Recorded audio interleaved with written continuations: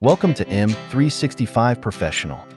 In the new Outlook for Windows, you can organize your contacts by category.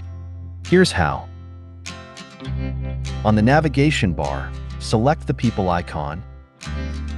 Then select Contact to which you want to apply a category. Click Add Category. You can select an existing category or create a new one.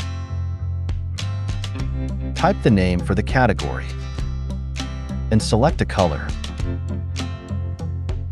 Now you can view your contacts by category. You can even apply more than one category to a single contact. Need to remove a category?